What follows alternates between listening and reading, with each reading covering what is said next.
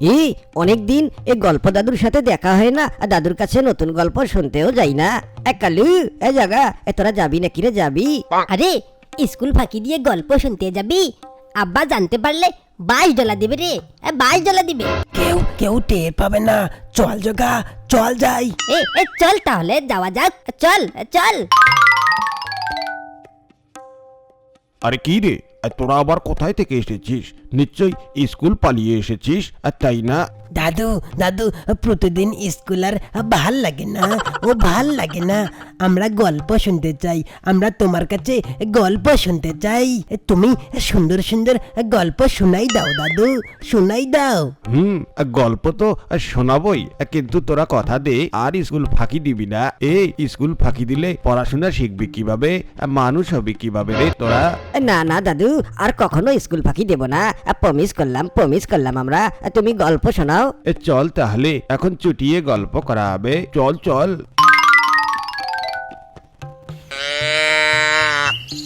দাদু, আজকে কি রূপকথার গল্প হবে নাকি? না না, আজকে আর রূপকথার গল্প হবে না রে। আজকে বলবো আমার জীবনের একটা গল্প। আমি তখন টকবকে তরুণ। আমি আর আমার বন্ধু আউয়াল দুজনে মিলে বুদ্ধি করলাম আমরা হরিণ শিকারে যাব। আর যেই কথা সেই কাজ, আমরা একটা বন্দুক জোগাড় করে হরিণ শিকার করতে বেরিয়ে পড়লাম। আমরা তো হাঁটতে হাঁটতে গভীর জঙ্গলে এসে পড়েছি, কিন্তু হরিণের তো দেখা পেলাম না রে। আরে আউয়াল, পাবো, একটু ধৈর্য ধর। আর শিকারে এসে তো অস্থির হলে চলবে না রে, শান্ত হ পাগলা। আরে যেখানে শিকার থাকে সেখানেই তো শিকারি। এখানে বাঘটাক আছে নাকি রে? যেহেতু হরিণ আছে সেহেতু বাঘও থাকতে পারে, তবে তুই চিন্তা করিস না, আমি তোর বন্ধুর সাথে আছি রে। বলিস কি? ও বাবা, আমার তো কলিজা কেঁপে উঠলো রে। আরে বলো, আর তুই তো দেখি বাঘের কথা শুনে ছাগল হয়ে গেলি রে। এই দেখ, বাঘ মামা আইলো, বাঘ মামা রে।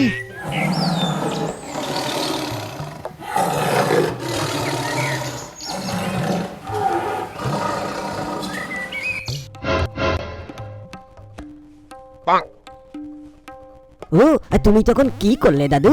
কি করলে? আমি তো তখন চিন্তায় পড়ে গেলাম। আমার সামনে বাঘ আর বড় বড় চোখে আমার দিকেই তাকিয়ে আছে।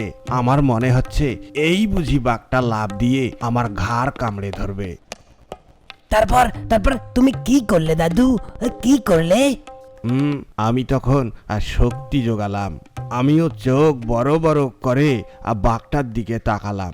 বাঘের মতো গর্জন করতে লাগলাম।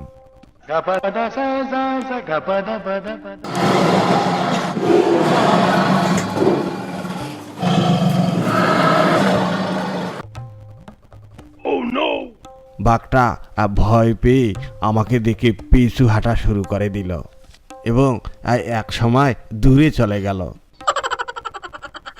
আউয়াল তখন গাছ থেকে নেমে আসলো। আরে আরে, বলিস কি? তোকে দেখে বাঘটা পালিয়ে গেল? আরে বন্ধু আউয়াল, আমাকে দেখলেই তো বাঘ সিংহ এক ঘাটে পানি খায় রে। এমন সময় দেখি একটা হরিণ আমাদের সামন দিয়ে লাফিয়ে যেতে লাগলো, আর দিলাম গুলি করে। গুলি গিয়ে লাগলো ঠিক হরিণের পেটে, ওই চিপাডাং। দাদু, তুমি একেবারে হরিণটাকে গুলি করে দিলে? আর তা তো দিবই রে, হরিণটাই তো শিকার করার জন্য জঙ্গলে গিয়েছি আমরা। তারপর হরিণটাকে শিকার করে বনের মধ্যে ঝলসে খেলাম, আগুন দিয়ে ঝলসে, আর দুই বন্ধু মিলে আরাম করে খেলাম।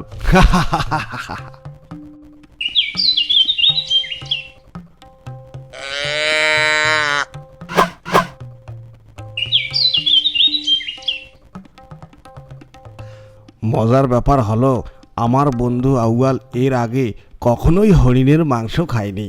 তো কালু, কান্দু, আজকের আমার এই হরিণ শিকারের গল্পটা তোদের কেমন লাগলো রে? ভালো লেগেছে দাদু, খুবই ভালো। গল্পটা সেই ছিল দাদু, সেই ছিল। বিশাল মজা পেয়েছি দাদু, খুবই ভাল লাগলো। এটা কি তোমার জীবনের গল্প দাদু? হ্যাঁ রে, এটা আমার জীবনের একটা সত্যি ঘটনা, যুবক বয়সের গল্প। তাহলে আজকের মতো গল্প এখানেই শেষ। তোদেরকে আবার একটা নতুন গল্প শোনাবো সময় সুযোগ করে। কি রে জগা, তুই তো কোনো কথাই বললি না, কেন বললি না রে, কেন বললি না? আমার তো মনে হয় এই বুড়ো শালাটা মিথ্যা গল্প বানিয়ে বানিয়ে বললো। আমার মনে হয় এই বুড়োর কাছে জীবনে যত গল্প শুনেছি সবগুলো দাহা মিতা, বানাই বলছে। আর কখনোই এই বুড়োর কাছে গল্প শুনতে আসবো না, সালা বানোয়াট বুড়া। আমারও তো তাই মনে হচ্ছে। বাঘ মামা দাদুকে দেখে পালিয়ে গেল, লেজ গুড়িয়ে পালিয়ে গেল। শালা মৃত্যু বুড়া খাটাস কথাকার, মিথ্যা বলার আর জায়গা পেলি না।